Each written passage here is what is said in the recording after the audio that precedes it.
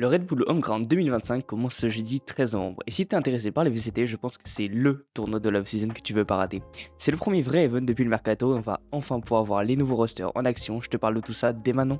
On va commencer par le format. Le tournoi se joue en deux parties, les play-in puis le main event. Déjà, il faut savoir qu'il y a deux types d'équipes. Certaines équipes sont directement invitées au main event parce qu'elles font partie des plus grosses structures partenaires et les autres doivent passer par les play-in pour gagner leur place.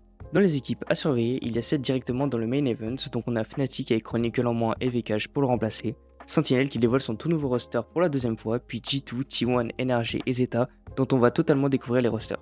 Donc rien que pour les équipes invitées, ça fait déjà un plateau très sérieux. Et dans les play-in, il y a Cloud9 qui n'a pas réussi à trouver son rythme dans le tournoi Sun City classique et qui a eu un résultat décevant, puis il y a Envy et ULF, les gagnants des ascensions dans leur région qui vont dévoiler leur nouveau roster.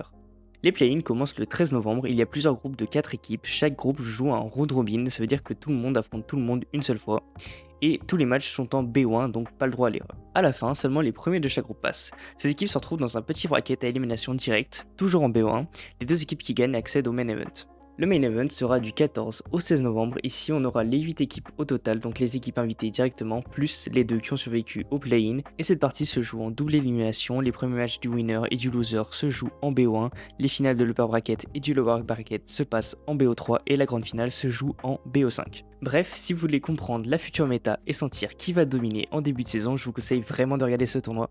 Et si vous voulez des infos sur les VCT et ou me soutenir, n'hésitez pas à vous abonner.